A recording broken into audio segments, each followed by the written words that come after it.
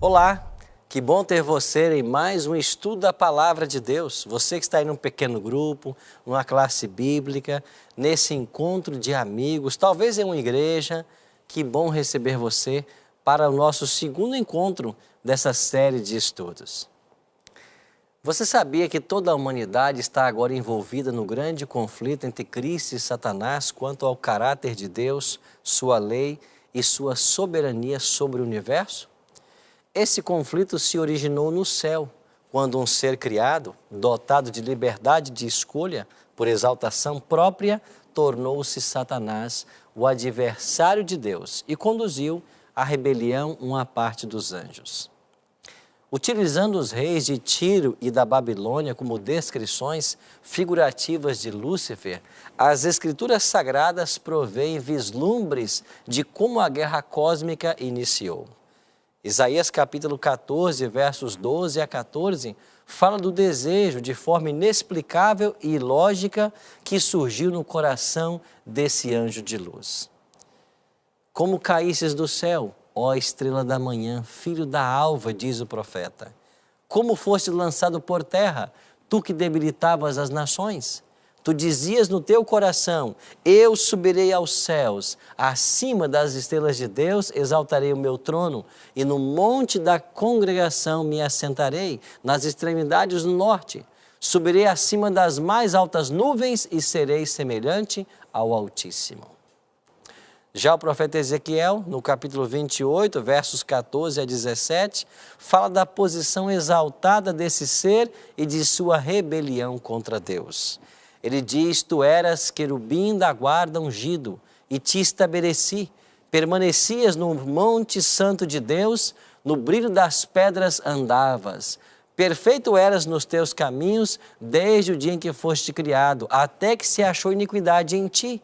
E na multiplicação do teu comércio, se encheu o teu interior de violência e pecaste, pelo que te lançarei profanado, fora do monte de Deus, e te farei perecer, ó querubim da guarda, em meio ao brilho das pedras.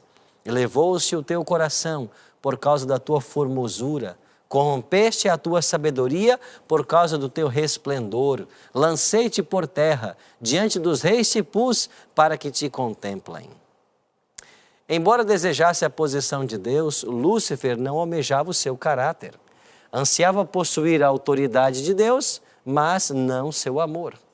E a rebelião de Lúcifer contra o governo de Deus foi o primeiro passo em sua transformação em Satanás, o adversário.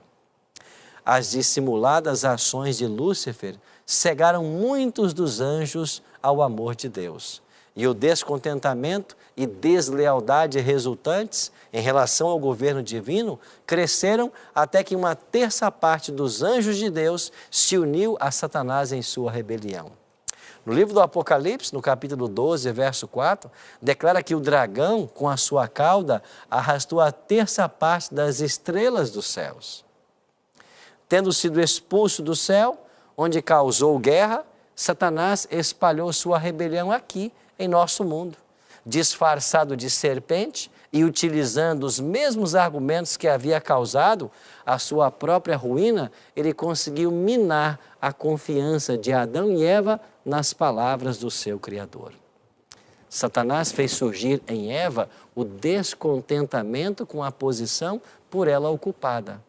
Envaidecida com a perspectiva de se tornar igual a Deus, aceitou as palavras do tentador e duvidou da palavra de Deus.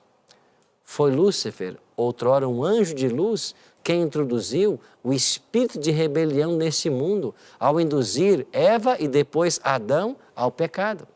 E esse pecado humano resultou na deformação da imagem de Deus na humanidade. No transtorno do mundo criado e também na consequência devastação por um dilúvio universal um pouco mais de 1000 anos depois. Satanás mentiu a Eva ao prometer-lhe que, se comesse do fruto, seria como Deus, o que de fato já era. Mas, desobedecendo ao mandamento divino, comendo do fruto, influencia o seu esposo também come, e agora, pelo fato de crer nas palavras da serpente, mais do que nas palavras do seu Criador, traíram a confiança em Deus e se portaram desleais em relação a Ele. Tragicamente, as sementes da controvérsia que havia começado no céu lançaram raízes no planeta Terra.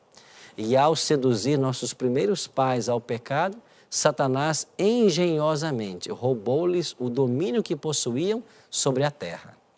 Reclamando agora para si o título de príncipe desse mundo, Satanás desafiou Deus, seu governo e a paz em todo o universo. E a partir do seu quartel-general, o planeta Terra, ele começa então uma intensificação dos seus ataques e da sua guerra. Os efeitos da batalha entre Cristo e Satanás em pouco tempo se tornaram evidentes. O pecado distorceu a imagem de Deus que havia na humanidade, embora Deus houvesse oferecido o seu pacto de graça à raça humana por meio de Adão e Eva, ao prometer a eles um filho, um Messias. E quando nasceu o filho mais velho, Caim, eles acharam que era o próprio Messias. Por isso Eva declarou: adquirir um varão, o Senhor. Infelizmente, esse bebê em suas mãos, ao crescer, não era o Messias tão esperado, mas ele tornou-se o primeiro homicida da história, assassinando seu próprio irmão, Abel. O Senhor viu que a maldade do ser humano se havia multiplicado na terra e que era continuamente mal todo o desígnio do seu coração.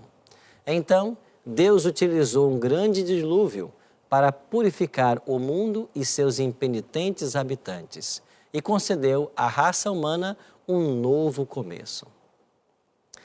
Pouco tempo decorreu, contudo, antes que os descendentes do fiel Noé se desviassem do conserto de Deus. Com maldade crescente novamente, Deus estendeu o seu conserto a Abraão. E por intermédio desse patriarca, Deus planejava abençoar todas as nações do mundo. E de sua descendência, Deus fez nascer o próprio Filho de Deus, Jesus. Mesmo com a infidelidade das futuras gerações de Abraão, Deus cumpre seu pacto com a humanidade ao enviar Cristo para morrer em nosso lugar. A lei moral de Deus é tão necessária à existência do universo quanto são as leis físicas que o mantêm unido e em funcionamento. O pecado é a transgressão da lei, é a ausência de lei, conforme indica a palavra grega anomia. A ausência de lei resulta da rejeição de Deus e do seu governo. As tentações enfrentadas por Cristo também durante o seu ministério terrestre revelam a gravidade da controvérsia no tocante à obediência e submissão à vontade de Deus. Em todas as circunstâncias era comum, está escrito, que ele vencia o diabo. Jesus viveu de toda a palavra que sai da boca de Deus. Seu alimento e alegria era fazer a vontade de seu Pai que estás nos céus. No Calvário, o conflito entre Cristo e Satanás chegou ao seu ponto mais evidente. O amor e a fiel obediência demonstrados por Cristo, ali na cruz, face à crueldade de Satanás, subverteram a posição deste, assegurando então sua derrota final. E eu e você estamos hoje envolvidos nesse grande conflito, observado por toda a criação. Este mundo se tornou um palco de um conflito universal, dentro do qual será finalmente reivindicado o amor de Deus. E para nos ajudar nesse conflito entre o bem e o mal, nós temos a Deus, o Espírito Santo. O profeta Isaías fala da obra dele. Quando te desviares para a direita ou quando te desviares pela esquerda, os teus ouvidos ouvirão atrás de ti uma palavra dizendo: este é o caminho, andai por ele. Também temos os auxílios dos anjos. E o autor de Hebreus diz: Não são todos eles espíritos ministradores enviados para o serviço a favor dos que hão de herdar a salvação?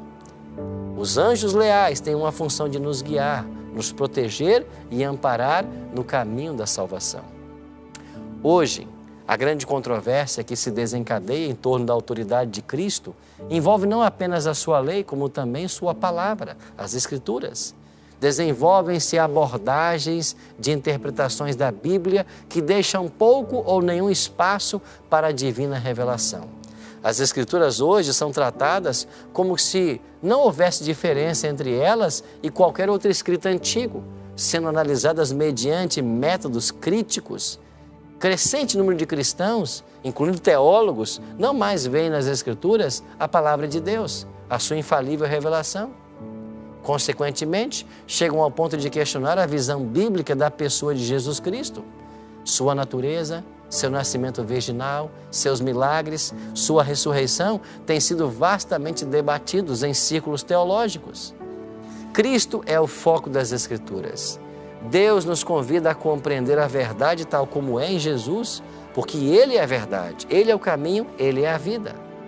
A vida de Cristo vindicou a justiça e a bondade de Deus, demonstrando que a lei e o governo de Deus eram justos. Cristo revelou a falta de fundamento dos ataques de Satanás contra Deus, mostrando que por meio de total dependência no poder e na graça dele, os pecadores arrependidos podem se erguer acima dos aborrecimentos e frustrações causados pelas tentações. Por isso eu e você podemos viver vitoriosamente em Cristo Jesus. O grande conflito está quase no seu fim. E sabe qual é o segredo para sermos vitoriosos nesse conflito? O Apocalipse revela. Eles, pois, o venceram por causa do sangue do Cordeiro e por causa da palavra do testemunho que deram. E mesmo em face da morte, não amaram a própria vida. Você e eu podemos ser vitoriosos nesse grande conflito pelo sangue do Cordeiro. Por isso, vamos nos entregar a Ele, porque a vitória será certa para todos os que estiverem ao lado do Cordeiro. Vamos orar por isso? Nosso Pai de amor, ajuda-nos hoje a fazermos a escolha correta, a estarmos do Teu lado e sermos vitoriosos nesse grande conflito. Oramos em nome de Jesus. Amém. Obrigado por sua presença no estudo de hoje. A gente se encontra no próximo estudo. Até lá.